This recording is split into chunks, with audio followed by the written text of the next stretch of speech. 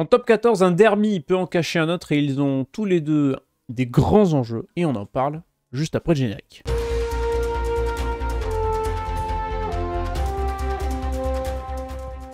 Bonjour, bonsoir à tous, bienvenue sur la causerie, très heureux de vous retrouver aujourd'hui pour la nouvelle vidéo. Les pronos de cette 21e journée de top 14, on se lance à l'assaut du sprint final en rugby et on est parti avec un très beau programme, encore une fois ce week-end, 22e journée, donc 21e, j'ai switch de week-end, il faut que j'avance. Il ne faut pas vivre dans le passé, monsieur Thomas Laroquette est une nouvelle fois là pour m'accompagner, j'espère qu'il va bien et qu'il a vécu un bon petit week-end de rugby et qu'il est prêt pour un bon petit week-end de rugby. Bah, je vais bien, un presque 100% au pronostic la semaine dernière. Mais bon, vu le dernier pronostic, voilà, on ne dira rien. Mais oui, un bon petit week-end, bah, ça promet. Là, on approche de la fin, ça va être chaud sur tous les terrains, que ce soit en haut ou en bas. Exactement, et on va parler de ce classement, parler des luttes différentes, que ce soit pour le top 2, pour le top 6, pour en bas aussi, pour la place de barrage, pour la relégation Pro D2. Il y a plein de choses et on va commencer juste avant pour une info qui est tombée aujourd'hui et je ne comprends pas, peut-être que tu as une explication. Le titre de joueur de l'année en Champions Cup est tombé, enfin les nominés, alors qu'on est on a même pas passé les demi. C'est un peu con perso. Non, mais ça vaut rien, ces élections de joueurs là, à tous les niveaux. Je pense que même parfois au foot, c'est la même chose. Oui, Là, voilà, Jordi Barrett, il doit jouer 2 matchs et demi, voire 3 grand maximum. Voilà, oui, comme tu dis, on n'a même pas joué les demi-finales. Biel Biarré, pas là. Enfin, c'est ridicule. C'est ridicule et ça, franchement, ça vaut rien. C'est un vote des supporters, donc c'est ça. voilà. Ah, Faisons. c'est comme pour le 6 Nations où il n'y avait pas d'avant, où il y avait Prendergast meilleur espoir. Voilà, ça me fait bien rire, mais c'est vrai que maintenant on a l'élection avant que la compétition, enfin avant qu'on ait l'ensemble des matchs de la compétition. C'est un concept. Et on va pas trop s'attarder dessus non plus. Le classement de ce top 14, je vous l'affiche de suite à l'écran. Le Stade Toulousain est toujours leader. J'ai l'impression de répéter chaque semaine, mais c'est le cas. Le Stade Toulousain est toujours solide leader de top 14 avec 5 points d'avance sur l'Union Bordeaux-Bègles qui dispose lui-même de 2 points d'avance sur le RCT. Un peu plus loin, Bayonne a été rattrapé par Castres. On a un petit trou ensuite derrière avec un bloc entre Le Loup, Clermont, La Rochelle, Montpellier et Pau. Le Racing qui pourrait peut-être s'inviter là-dedans. Et puis derrière, les 3 dernières équipes de ce championnat qui vont sûrement se disputer la lutte pour le maintien, c'est le Stade Français qui est égalité avec Perpignan, barragiste. Et Vannes qui est dernier, qui dispose désormais de 6 points de retard. Bon, ça va être compliqué pour les Bretons. Mais on pourra comme ça parler du Stade Français qui va disputer un très beau derby. Parce que vous avez vu ce programme de cette 22e journée, elle débute par un match qui risque d'être assez chaud et elle finira par un match aussi chaud avec de l'enjeu également. Et on va débuter tout de suite pour parler de celui de samedi 14h30 qui ouvrira cette 22e journée. C'est le Stade Toulousain qui reçoit le Castres Olympique. On s'est posé la question en off là tout à l'heure avec Thomas de cette programmation un petit peu bizarre, pourquoi avoir mis ce match en ouverture, mais Toulouse, il y a quand même pas mal de sujets qui vont parler, qui ont fait parler cette semaine. Déjà, c'est la petite déclat d'Hugo Mola qui nous prépare un peu le match face à Castres, voilà, qui avait dit c'est Hugo Mola qui dit que c'est pas un derby. Mais qu'il y a une belle déclaration, donc on va se préparer, on va aller bien les accueillir.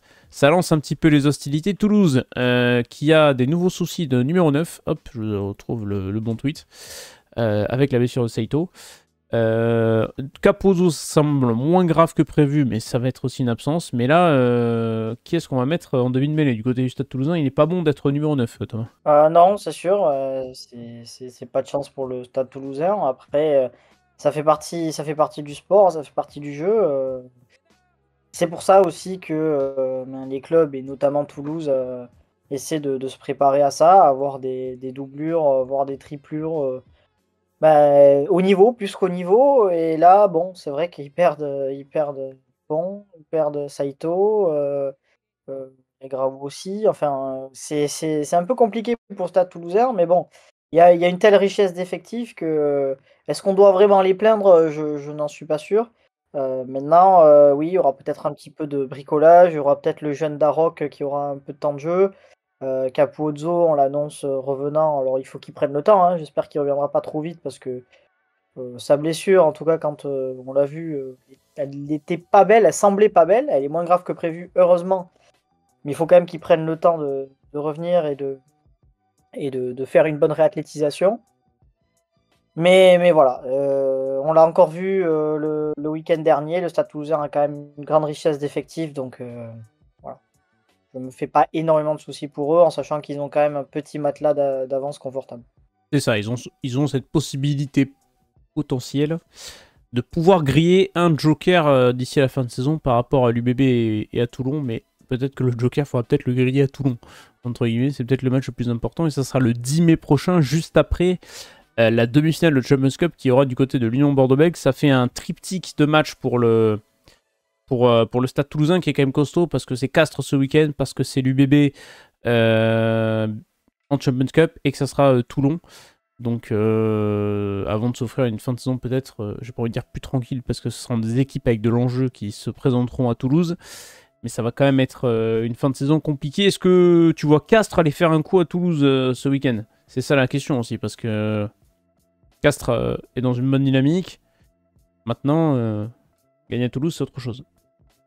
Bah, je sais pas, est-ce que Castres va jouer tous ces matchs-là à fond, ou est-ce qu'ils vont plutôt en viser d'autres? Je vois par exemple ce Castres-Bayonne du 31 mai, et quand on voit l'écart très faible entre ces deux équipes, on se dit que Castres jouera sans doute ce match à 10 000%. Peut-être qu'il va falloir cocher certains matchs plus que d'autres. Ce match à Toulouse, ce sera peut-être l'occasion de faire un petit peu tourner. Alors voilà, Castres revient doucement. On l'avait pas tellement vu venir. Enfin, on sait toujours que Castres fait partie des 6, ça c'est évident, mais c'est vrai qu'on voyait Bayonne quatrième et largement quatrième. Et en fait, Castres est revenu doucement, sans avoir non plus un contenu exceptionnel, mais ça gagne. Ils ont Donc, très peu perdu. Une ouais, défaite en ouais, ouais. 2025 en top 14 à Montpellier. Le problème de Castres, c'est que là aussi, ils ont beaucoup de blessés. Je pense au poste de deuxième ligne, donc il va falloir aussi emménager peut-être certains. Mais non, à chaque fois, les Toulouse-Castres sont très disputés. C'est jamais gagné d'avance. Donc oui, Castres peut, je pense, embêter un peu le Stade Toulousain, mais bon, je vais quand même dire que le Stade Toulousain va remporter son match et va continuer surtout à performer. N'hésitez pas également à faire vos pronos en commentaire, je ne l'ai pas dit en début de vidéo, mais ça tombe sous le sens si vous voulez liker, si vous aimez bien. Les vidéos rugby, c'est sympa, on aime bien en parler et ça fait toujours plaisir. Vous pouvez nous retrouver également sur Spotify. Vous avez toutes les infos à droite de votre écran ou en description. Voilà pour l'auto-promo, et on va pouvoir basculer sur le multi de samedi 16h30, à commencer par ce Bayonne section paloise. Bon, bah, il est simple celui-là, c'est enjeu top 6. Bayonne, bah, on l'a dit, Castres est revenu, donc Bayonne n'a plus trop de joker. Bayonne doit gagner à domicile. Bayonne a l'habitude de prendre les points. Ça devrait être chose faite ce week-end. La section a perdu à domicile contre l'Union de Bordeaux-Bègles, a enchaîné une deuxième défaite consécutive. Et la section est un peu le cul entre deux chaises, entre trop loin pour le top 6 et pas assez pour le maintien. Je sais pas comment la section paloise peut se positionner dans cette fin de saison. Il peut y avoir un peu de danger du côté de Pau. On l'a dit, ils ont récupéré quasiment un pack complet. Mais il leur manque Joe Simons, bien que Axel Desperes, le jeune ouvreur, a été vraiment, vraiment bon sur ce match-là. C'est quand même quelque chose qui compte sur la durée. Mais c'est un peu ça, c'est que ce championnat est fou parce que tu perds un match, tu te retrouves en difficulté, t'en gagnes un, tu remontes tout de suite près du top 6 ou près d'une première place. C'est complètement dingue, mais ouais, Pau aussi a grillé un beau joker face à l'UBB, un match qui peut-être leur tendait les bras, je sais pas, il y a eu un manque de maîtrise, ils ont concédé pas mal de turnover, beaucoup de maladresse aussi, donc ça reste une défaite, et mine de rien, il y a quand même la pression, hein, parce que quand on regarde, il y a 3 points d'avance sur le Racing, il y en a 7 sur le Stade Français, et Perpignan 7, bon, bah, c'est 2 victoires, donc potentiellement 2 matchs. C'est pas énorme non plus, et je pense que l'objectif premier quand même de Pau, c'est se maintenir, mais là, ça va pas être simple. Alors on se souvient il y a 2 ans quand ils ont gagné justement euh, à Anoeta, à San Sébastien, hein, puisque le match sera Oui, c'est aussi vrai. là-bas. Heu, ça avait été un très beau succès de la section. Alors que Bayonne, a l'habitude de pas forcément très bien jouer là-bas, même s'il y a eu ce match face à La Rochelle en début de saison.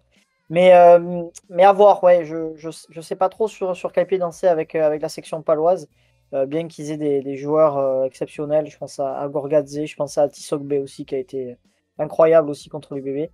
Mais en face, oui, comme tu l'as dit, il y a Bayonne, Bayonne qui voit Castres, revenir derrière, Bayonne qui nourrit aussi quelques regrets, sur cette fin de match face à La Rochelle. Enfin sur le match en général, mais c'est vrai que la fin de match était quand même, très stressante. Ils ont enregistré pas mal de blessés, ça c'est vraiment le point noir, mais ils vont vouloir absolument, regagner à domicile. Donc voilà, je pense que les Bayonnais partent quand même avec, une petite longueur d'avance face à Pau, mais attention aussi au relâchement pour Bayonne, parce qu'on l'a dit, derrière ça pousse fort. Et le relâchement, pas sûr qu'ils aient beaucoup de jokers encore à griller, les Bayonnais, parce que réception de la section, déplacement au Racing, réception de Vannes, ça va être des matchs avec des points à prendre. Parce que derrière, tu vas à Castres et tu reçois Toulon. Pas non plus être Ouais, il extrêmement faudrait pas simple. jouer ta qualif à Castres ou à Toulon parce que ça risque d'être compliqué. C'est pour ça, là, ils vont jouer 3 clubs qui luttent pour le maintien, même si, bon, comptablement, on sait qu'il peut se passer beaucoup de choses, que Pau peut jouer aussi le top 6, mais bon, on va quand même être un peu sérieux. Sur le papier, ça joue quand même contre des équipes qui jouent le maintien, donc il faut absolument prendre des points contre ces équipes-là, et j'ai même envie de dire le maximum de points parce qu'on l'a vu, Castres a battu Vannes avec le bonus offensif, et Bayonne, il faudrait aussi que ça se passe comme ça pour pouvoir espérer se mettre à l'abri en fin de saison et, comme on l'a dit, ne pas jouer la qualif, à Castres ou à Toulon, C'est ou ça. face à Toulon. Et c'est dans le contrat qu'ils doivent jouer à Noeta, c'est obligatoire, parce que j'ai l'impression que ça les handicape plus que ça ne les arrange. Ouais, il y a un seul argument à tout ça, hein. Ouais. C'est l'aspect financier, forcément. Après, c'est vrai que c'est une vraie arène, hein. C'est énorme de jouer là-bas. Il y a une grosse recette, il y aura énormément de Béarnais aussi, forcément, puisque ce n'est quand même pas très loin. Après, ça avait très bien fonctionné contre La Rochelle C'est en vrai. début de saison, donc bon, voilà. On verra. Si ça gagne, c'est un bon choix. Si ça gagne pas, on aurait dû le jouer à Jean Dauphin. C'est un peu toujours pareil. C'est ça, et bien réponse samedi 16h30. On va mettre victoire de Bayonne tout de même. Rugby Club Vaneté qui va recevoir le RCT, le Rugby Club Toulonnais. Plutôt dans ce multi de samedi. Van peut-être griller son dernier joker. Est-ce que tu les vois encore pouvoir être à la lutte dans ce maintien-là, surtout face à une équipe de Toulon qui a besoin de gagner et qui, bon, s'est bien relevé de son élimination en Champions Cup la semaine dernière face à Clermont. Ouais, ça va être compliqué pour les Vantais, hein. C'est quand même le pire moment. T'as le couteau sous la gorge. Et là, tu as 2 réceptions capitales et voilà, tu as une première chance et une deuxième, même si, bon, je suis pas sûr qu'il en reste beaucoup quand même de chance à cette équipe de Vannes. Oui, je pense que si face à Toulon, ils réussissent à faire un coup, là, ça peut tout relancer, clairement. Et le calendrier est dur, hein. Le calendrier est très compliqué, mais on le savait, c'est pour ça. Il y a eu des bons résultats, de Vannes, et loin de moi l'idée de négliger ces bons résultats, hein, parce que les Vantais sont allés se chercher et qu'on le dit, c'est une équipe qui est séduisante, qui est intéressante à voir jouer. Mais on va dire que, entre guillemets, ils n'avaient pas joué les plus grosses écuries. Là, ils vont aller à Bayonne qui joue la qualif, ils vont à l'UBB, qui joue, la deuxième voire la première place. Et La Rochelle qui est aussi un peu entre deux eaux, donc, et surtout Toulon qui joue aussi la deuxième place. Donc franchement, ça va être très très très compliqué. C'est pas le bon moment pour recevoir, Toulon, mais voilà, on le sait, poussés par leur public, ils peuvent, je pense, réussir à bousculer les Varois, notamment sur la première période. On le sait, hein, les Vantais commencent plutôt bien leur match, mais les finissent plutôt mal par contre. Donc voilà, ils peuvent un petit peu les bousculer, mais à l'inverse, voilà, on a un Toulon qui parfois, est un peu inconstant dans son contenu. On l'a encore vu face à Clermont. Ils se sont peut-être un petit peu fait peur à des moments, mais en fait, c'est une équipe qui a confiance, qui a un super état d'esprit. On sent qu'il y a un vrai groupe, avec un vrai vécu commun. On sent que ça vit bien. Et en tout cas, voilà, cette équipe-là, elle avait fait même un petit turnover face à Clermont et s'est même permis ça à domicile. Donc c'était peut-être aussi pour jouer le coup à fond face à Vannes, ou peut-être pour préparer déjà le match du 10 mai face à Toulouse, je ne sais pas. Mais en tout cas, ça va être un match vraiment intéressant. Il y aura pas mal de combats. Et ce match-là peut valoir très cher, pardon. Exactement. Et pour Toulon, on parlait de la fin de saison compliquée pour Vannes. À Toulon, réception de Toulouse, réception de l'Union Bordeaux-Bègles, déplacement à Bayonne. Même le déplacement à Pau, il va être costaud aussi cette fin de saison-là. Et ça peut nous offrir vraiment une fin de saison à suspense. Ils auront le petit repos, contrairement à Toulouse et Bordeaux qui vont jouer en Champions Cup. Au moins, Toulon pourra bénéficier d'un petit week-end tranquillou pour préparer la réception du Stade Toulousain. Victoire de Vannes ou victoire de Toulon ce week-end? Je pense que Toulon va aller gagner à Vannes, mais je pense qu'en première période, les Vannetais peuvent bousculer le RCT. Ouais. Allez, victoire de Toulon et ça enchaîne. Vannes est quand même un promu ultra intéressant et c'est un beau promu, il faut le dire. Et on fera le grand bilan de fin de saison de top 14 une fois la phase régulière passée. Et je pense, ou même la phase finale en fait, tu me diras, mais Vannes aura une bonne place, vous inquiétez pas sur ça, et ça fait plaisir. Montpellier, USAP, c'est la continuité de ce multi du samedi. C'est un match entre deux équipes qui ont encore des choses à jouer, surtout pour l'USAP qui joue sa survie en top 14, 13e, barragiste, égalité de points avec le Stade français. Face à eux, c'est Montpellier. Qui aussi, Montpellier, entre victoire, défaite, il n'y a pas vraiment de série, c'est un peu entre deux eaux, c'est au milieu, c'est un peu loin du top 6. Quand ils pensent revenir, finalement, il y a une défaite qui vient les replacer dans le rang. Bon, c'est un Montpellier qui ronronne. Maintenant, j'ai envie de dire, s'il faut accrocher le top 6, il faut battre Perpignan, quoi. Ah oui, oui, totalement, mais on voit la série, hein, un coup ça gagne, un coup ça perd, un coup ça gagne, un coup ça perd, un coup ça déçoit, un coup ça surprend. C'est une équipe un peu étonnante qui a du mal surtout à l'extérieur, pas qui a vraiment du mal à l'extérieur d'ailleurs, avec un jeu de 3 quarts qui n'est franchement pas très emballant. Et le problème, c'est qu'avant, ils pouvaient compter sur un très gros pack vraiment dominant. Et maintenant, on sent qu'ils accusent un peu le coup devant les Montpelliérains. Ils ont peut-être beaucoup donné sur la première partie de saison. Mais comme tu l'as dit, là, il faut absolument gagner et ça va être tendu parce que je crois qu'on annonce à peu près 2000 ou 2500 supporters catalans. On sait que l'an dernier, même il y a quelques années, ça avait donné lieu à des matchs à Montpellier contre Perpignan très très très ouverts et vraiment spectaculaires. Donc match très intéressant, mais match à ne pas rater pour Montpellier parce que mine de rien, c'est pareil, hein, on l'a dit, un coup tu gagnes, tu peux être proche du top 6, un coup tu perds et tu redescends. Donc voilà, il y aura 2 matchs à domicile à maîtriser. Je pense qu'il faut il faut faire le plein de points. Et à l'inverse, on a une USAP qui est soulagé après sa victoire face au Racing. Ça a été chaud, ça a été très tendu. Mais finalement, ils ont remporté un match qui, on va dire, les maintient un peu en vie et qui leur permet aussi de souffler un peu par rapport à Vannes, la lanterne rouge. Mais voilà, les Catalans ont cet état d'esprit sans faille à ne rien lâcher. Voilà, il y a du caractère. Je pense que j'ai vu un petit peu la compo probable. Il risque d'y avoir un banc plutôt très solide aussi. Donc, non, ça va être un match intéressant. Il y aura beaucoup de combats. Je pense que ça va être plutôt serré. Je vais donner un petit avantage à Montpellier, mais ça ne me surprendrait pas de voir ce ne sera pas un exploit, mais une victoire de l'USAP à Montpellier. Qui, du coup, je pense que s'il y a victoire, ce serait complètement différent. La saison de l'USAP peut très vite basculer parce que là, tu enchaînes derrière avec une réception du Stade français. Tu peux potentiellement faire un carton plein, un 3 sur 3 sur ces 3 matchs et peut-être te sauver. Alors, il faudra sortir les calculettes. C'est toujours très compliqué de faire ces calculs-là, surtout dans le sport, mais voilà, cette saison peut aussi basculer sur un match à l'extérieur. C'est ça, il y a plusieurs choses pour l'USAP, c'est que t'as joué Vannes, t'as joué le Racing, et tu joues le Stade français après, t'as quand même ce bloc-là où tu joues vraiment des adversaires directs, ou près, très très important dans ta saison. Évidemment, le match contre le Stade français, il va être scruté, il va être regardé, parce que celui-là, il peut valoir très très cher.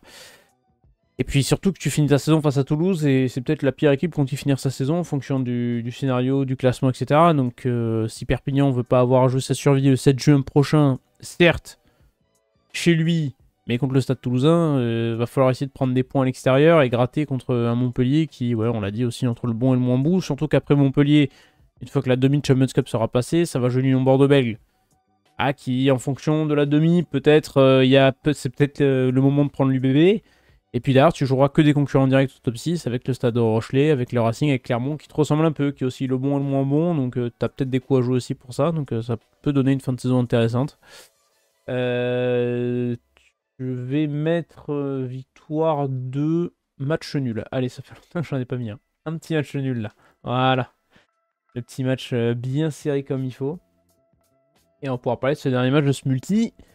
C'est Clermont qui va affronter le Loup dans un pareil match à la lutte du top 6. Je vous affiche le classement de suite de ce Clermont-Loup. C'est le 6ème contre le 7ème. Voilà, tout simplement. Il y a 4 points qui séparent les deux formations. On a le Loup qui reste sur une victoire, on l'a dit tout à l'heure, contre Montpellier. Large victoire pour les Lyonnais. Et Clermont, qui fait du Clermont, en fait. Défaite à Toulon, on pouvait s'y attendre. Maintenant, d'un point de vue comptable, ça fait toujours qu'une seule victoire en 2025, et c'était contre La Rochelle. Là, pour Clermont, on va dire que la série est loin d'être bonne, quand même. Bah, c'est peut-être le match qui validera, valider leur top 6, c'est un peu fort, mais en tout cas, faut pas se rater sur ce match, hein, pour Clermont parce que, comme tu l'as dit, il y a pas eu beaucoup de victoires. La seule victoire, c'est face à La Rochelle et bon, est-ce qu'on peut vraiment, juger cette victoire-là? C'est quand même compliqué. Mais le problème, c'est qu'en face, enfin, tu reçois une équipe de Lyon qui est en confiance, qui, quand elle perd, finalement, n'est pas si loin que ça non plus. Et surtout, voilà, qui a retrouvé, un jeu séduisant. Alors, tout n'est pas parfait, bien sûr. En plus de ça, j'ai pas regardé, mais je sais que Léo Berdeux est sorti blessé. J'ai pas trop vu la nature de sa blessure, mais ça peut être aussi important. Mais en tout cas, c'est une équipe de Lyon qui est plutôt en confiance, qui est solide devant, qui envoie du jeu derrière, qui est dangereuse et qui aura peut-être moins de pression que Clermont sur ce match-là. Donc, non, là aussi, match intéressant, entre une équipe du Loup, qui est plutôt portée vers l'offensive, et Clermont, voilà, dont le jeu est peut-être un petit peu compliqué. On s'appuie sur, la puissance de Moala, la puissance de Sowakula, par exemple. Je sais aussi qu'il y aura Kremer et Yato qui vont revenir, donc ça, c'est plutôt important pour caler le pack, mais ce jeu de 3 quarts, bon, est un peu ronflant, du côté de Clermont. Match intéressant, je vais mettre une petite pièce sur Lyon quand même, parce qu'ils me plaisent bien, depuis un moment et bon, c'est une équipe quand même qui était proche de la place de barragiste, hein, qui était même à cette place-là il y a encore quelques mois et avec l'arrivée de Karim Ghezal, ça a vraiment changé les choses donc voilà, je vais mettre une petite pièce sur Lyon. Moi, je trouve ça fou que Clermont, malgré le fait qu'il n'ait gagné qu'un seul match en 2025, ce qui fait une série de 1, 2, 3, 4, 5, 6, 7, une victoire en 7 matchs, tu restes quand même 7ème. Hein. Et aux portes Ouais. du top 6. Hein. Donc, Ouais, bah, heureusement, ils n'ont pas trop raté leur début de saison et puis ils profitent aussi, bah, des méformes de La Rochelle, ou de Montpellier par exemple, que oui, c'est vrai, c'est c'est un peu fou et on se demande un peu ce qu'ils font là, mais voilà, il n'en reste pas moins ils sont encore en course et surtout que quand on voit le classement, il y a 4 points qui séparent les 2 équipes. Clermont serait bien inspiré de gagner parce que si Lyon gagne, je crois que là vraiment ça va se compliquer pour le top 6. je sais pas si l'ambiance est belle à Clermont. Ça a l'air un petit peu tendu. Non, on a eu le droit à des communiqués de presse, pour, démonter, des articles de journalistes, voilà, je sais pas trop ce qui se passe, à Ouais. Clermont. On sait que les supporters sont un peu en colère et on pense à eux, c'est vrai, parce qu'il y a vraiment une très belle communauté et en plus de ça, l'actualité, c'est aussi, ils ont déjà bouclé leur recrutement avec, moi, un recrutement comment dire? Qui m'inquiète beaucoup. Honnêtement, c'est, le recrutement d'un club de Pro D2 et je crois sincèrement que Grenoble, Provence, et même d'autres clubs de Pro D2 effectueront un recrutement bien plus intéressant, en sachant qu'ils perdent des joueurs importants. Alors, ils en ont ciblé quelques-uns, mais je trouve qu'ils partent avec quand même très peu de garanties. Et je comprends pas trop où la direction veut amener l'ASM. Ouais, il y a peut-être le calme avant la tempête du côté de l'Auvergne parce que ouais, ça m'a pas l'air d'être très logique et très imaginatif, on va dire. On en parlera peut-être sur le bilan de fin de saison et on se projettera un petit peu sur la saison prochaine aussi pour Clermont, mais le top 6 serait peut-être bienvenu pour camoufler un petit peu certaines décisions. Match de samedi 21h05 du côté de Chabandelmas, c'est l'Union Bordeaux-Bègles qui réceptionne La Rochelle. Alors d'habitude, j'aurais dit que c'était un choc de top 14. Malheureusement, quand on voit la forme de La Rochelle, la preuve, il joue à Chaban et pour Matmut. C'est que c'est pas un grand choc de top 14. Voilà. L'UBB reste sur, on l'a dit, une victoire face à la section paloise, mais La Rochelle a gagné un match. La Rochelle a mis fin à une diète de combien 1, 2, 3, 4, 5, 6... 7 matchs en comptant la Champions Cup sans victoire, il me semble. Quoique non, il y a peut-être les matchs aussi de dernier match de poule. Donc bref, une série calamiteuse, on va dire, de non-victoire. Ça y est, face à Bayonne, ils l'ont emporté d'un petit point. Ils se sont fait extrêmement peur. On va dire que le plus important, c'était le résultat et c'était de prendre des points pour endiguer cette mauvaise série. Ouais, La Rochelle va un peu mieux, mais déplacement à l'UBB, ça peut signifier retomber dans ses doutes. Va un peu mieux, Oui. oui, légèrement, hein, parce que le Pas non match plus, face à ouais. Bayonne, honnêtement, les Bayonnais leur ont donné énormément de cartouches, hein. Et quand on voit la fin de match, la gestion, elle fait peur, hein. C'est vraiment l'animation, c'est le néant. Il y a certains joueurs qu'on ne reconnaît pas ou qu'on ne reconnaît plus. Et puis quand on voit surtout les larmes de l'adjoint de Ronan O'Gara, Sébastien Beauboul, à la fin de la rencontre, ça veut quand même dire beaucoup de choses. Contrairement à la réaction de Ronan Voilà. O'Gara, qui semble, lui, Oui, complètement déconnecté du oui, staff. oui, oui, C'est assez bizarre. ils avaient une pression monstrueuse sur leurs épaules, et on l'avait dit, mais moi je pensais vraiment que le staff pouvait sauter après le Munster. Ça n'a pas été le cas, et je pense que face à Bayonne, ça aurait pu l'être. Maintenant, ouais, là, tu gagnes un match, mais tu te déplaces à l'UBB, C'est bourbier. c'est pas un cadeau. Encore une fois, ouais, ces Rochelais-là ne sont pas très emballants. On approche des phases finales, on sait que cette équipe, elle a un potentiel de se réveiller, mais quand on voit le contenu affiché, moi je n'en suis pas si sûr, surtout qu'en face, on a une UBB qui, à Pau, s'est déplacée avec énormément de cadres absents aussi, parce qu'on a parlé des absents de Pau, mais l'UBB aussi en avait beaucoup, et pas des moindres, avec une charnière 100% remodelée, avec un Carbery qui a pas forcément été mauvais, un Lesbourg un peu plus en difficulté en revanche. Mais voilà, une équipe de l'UBB plutôt solide, qui malgré cette atmosphère au hameau, a su renverser la rencontre lorsqu'ils étaient malmenés. Donc ça redonne forcément de la confiance, parce que quand sans tes cadres, tu es capable de t'exporter, d'aller gagner un peu partout, ça fait quand même beaucoup de bien. Donc voilà, oui, c'est pas forcément le choc, le plus gros choc, mais il va y avoir un bel affrontement entre les trois quarts de l'UBB, qui sont tout simplement impressionnants, ouais, depuis le début de la saison. Des avants qui sont peut-être un peu plus en difficulté, en tout cas un peu moins fort que cette ligne de trois quarts, et qui va affronter aussi un beau pack de La Rochelle. Donc ça va donner un bel affrontement. Mais je vais logiquement donner l'UBB vainqueur, avec Assez on largement. va dire une petite quinzaine de points d'écart, quoi. Ouais, j'ai peur que ça soit un peu large en faveur de l'Union Bordeaux-Bègles, qui va jouer sûrement sa saison sur ce mois de mai. Parce que demi-finale Champions Cup à l'entrée du mois de mai, réception du Stade Toulousain. Et puis dernier jour du mois de mai, tu as déplacement à Toulon. Avant ça, tu as quand même des matchs qui peuvent être un petit peu piégeux.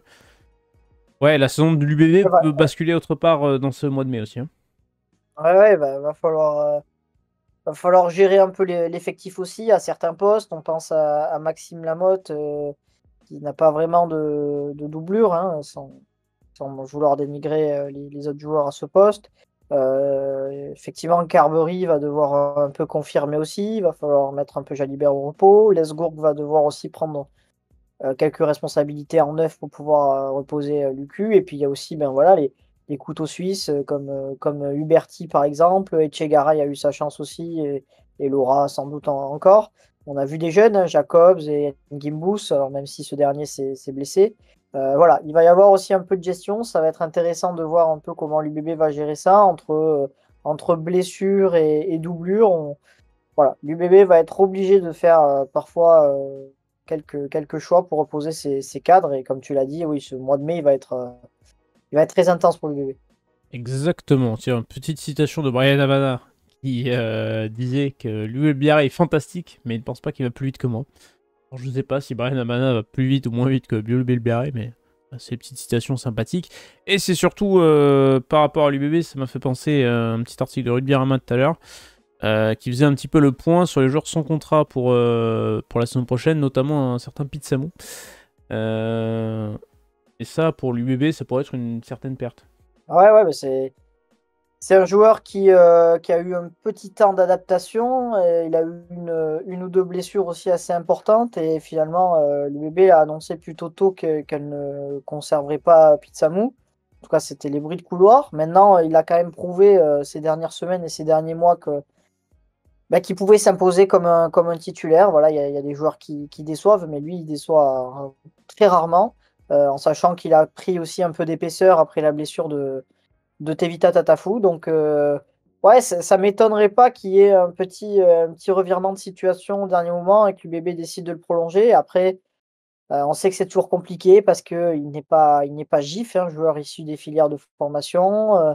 C'est pas un joueur qui a 22 ans non plus. Donc, voilà, pour pouvoir prévoir aussi quelques recrues, il va falloir trancher et prendre des décisions concernant quelques joueurs aussi importants de l'effectif. C'est la loi du rugby professionnel, mais c'est un super joueur, ça c'est sûr. Et on va passer sur la dernière affiche de ce dimanche soir, 21h05, le derby francilien entre le Racing 92 et le Stade français. Il va être extrêmement important ce derby. Est-ce que le Racing 92 peut tout simplement valider son maintien en cas de succès contre le Stade français, et le Stade français va trembler jusqu'au bout en réalité, puisque le Stade français est égalité avec Perpignan. Et on en est au même point pour ces deux formations, et le Stade français pourrait potentiellement glisser en tant que barragiste à l'issue de cette journée. C'est un Stade français qui, la semaine dernière contre le Stade toulousain, n'avait sûrement pas des attitudes d'équipe qui joue le maintien, en tout cas sur le premier quart d'heure. Défaite, résultat, défaite 27-21 après cette rencontre.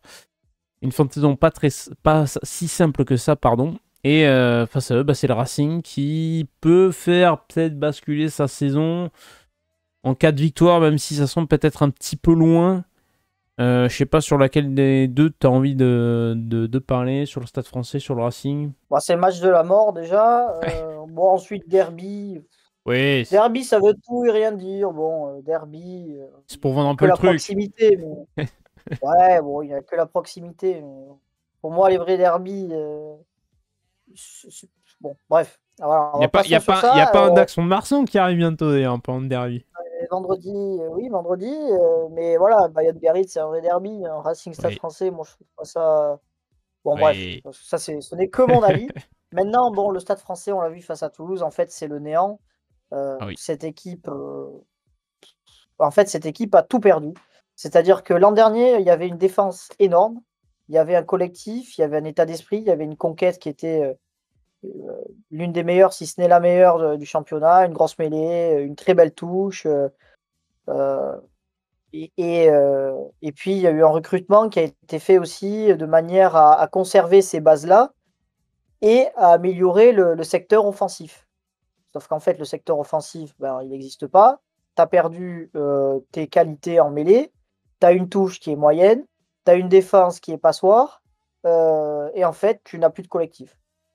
Voilà, tu as quelques joueurs qui, entre guillemets, mouillent le maillot, ou en tout cas qui ne trichent pas. Je pense à Pérez Blanc, je pense à Gabriag, je pense à Macalou, par exemple. Ou Paul Alouemil, mais pour le reste, vraiment, il y a rien. Je sais pas ce qui s'est passé, je sais pas ce qui se passe au Stade français. J'ai l'impression qu'il y a un peu des joueurs qui ont lâché le staff ou le staff qui a lâché ses joueurs. Mais c'est obligé qu'il se passe quelque chose parce que comment on peut expliquer qu'une équipe finaliste, enfin demi-finaliste l'an Proche de la dernier, finale. qui passe près d'une finale, qui fait quand même une grosse saison, puisse autant s'écrouler sur cette saison avec un recrutement qui, sur le papier, était intéressant, même si pour moi il était incomplet. C'est assez aberrant. Et finalement, quand on voit le score face à Toulouse, il est assez flatteur parce que 6 points, on se dit, bon, ben, c'est pas beaucoup, c'est un essai transformé, mais en fait, ils sont si près, si loin, quoi. Tu as cette action de Macalou qui se fait retourner dans l'embut, mais pour le reste, voilà, tu sens une équipe qui n'est pas en confiance, à l'image de Léo Barré, hein, sur qui repose beaucoup de responsabilités, mais voilà, Léo Barré peut pas tout faire non plus. Et ouais, non, le Stade Français, moi, c'est une équipe qui me déçoit énormément. Il se passe plus rien, il y a pas d'étincelle, il y a rien, il y a pas de jeu. Vraiment, c'est un marasme complet. Et là, ils se retrouvent en très très grand danger avec un déplacement bon, pas très loin, mais avec. Ils y En vont en fait, ils ont métro. 2 déplacements parce que on parle du Racing, mais en fait, c'est les 2 matchs là. Les 2 prochains matchs Oui, c'est vont vrai. décider de la saison du Stade Français. Heureusement, pour eux, ils ont 6 points d'avance sur Vannes qui est dernier.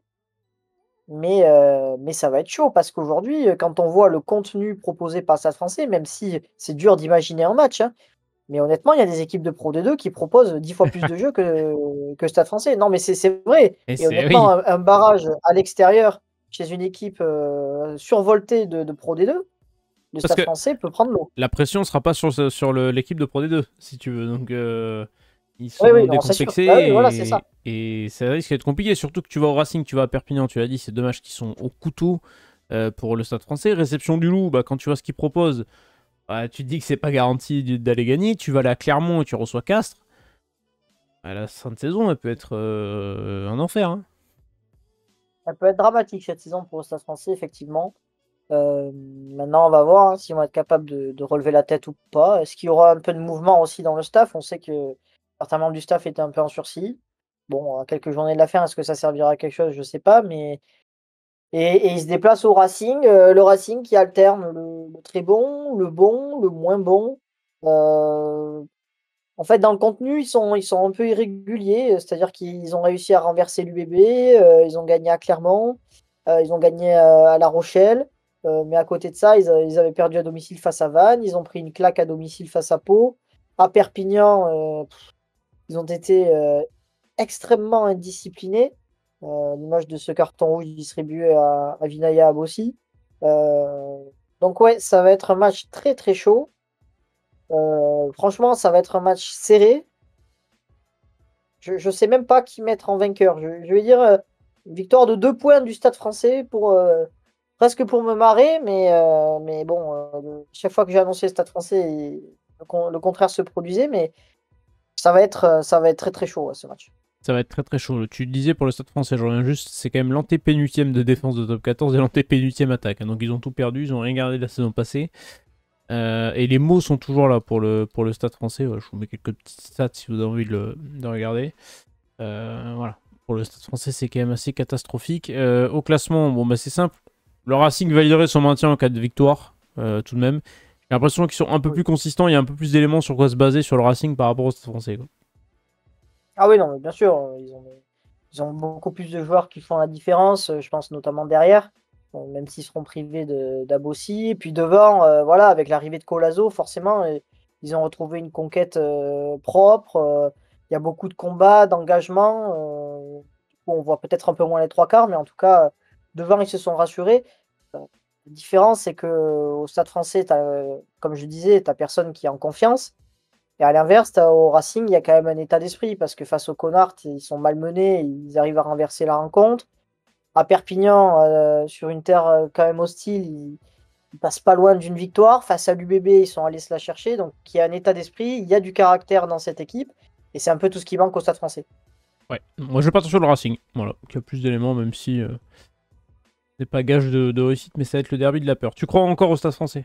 Allez, il met la pièce sur le Stade français.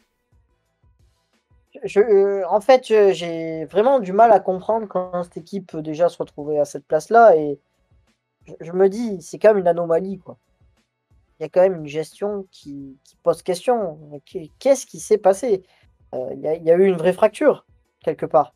Alors déjà, oui, Le recrutement, comme je le disais, sur le papier, il y a quelques coups intéressants. Voilà. On se dit, ouais, Tanga, c'est une valeur sûre. Nico Terra, c'est pas trop mal en doublure. Carbonel, il vient pour se relancer. Costa Storti, il marquait tout le temps. Joe Jonas, c'est un joueur super intéressant. Ouais, mais en fait, tu sens que voilà, il te manque un centre, il te manque un deuxième ligne, il te manque un vrai neuf. En fait, à certains postes, il te manque beaucoup de joueurs, mais au-delà de ça, hein, au-delà de de l'effectif et de la qualité individuelle des joueurs, il manque un contenu. Voilà, il y a rien. Voilà. L'an dernier, tu pouvais te fier, à une défense, très féroce et énorme. Là, la défense, elle est nullissime. Donc, ouais, vraiment, je sais pas ce qui s'est passé au Stade Français. Et pour le deuxième plus gros budget du championnat, se retrouver à cette place-là et déjà proche d'un barrage, mais pas très loin non plus d'une relégation, c'est quand même très grave. Ouais, et on suivra ce que fera Vannes. Et on suivra ce que fera le Stade Français. Mais en fonction du résultat la veille de Vannes, le Stade Français pourra avoir encore plus de pression dans ce match-là.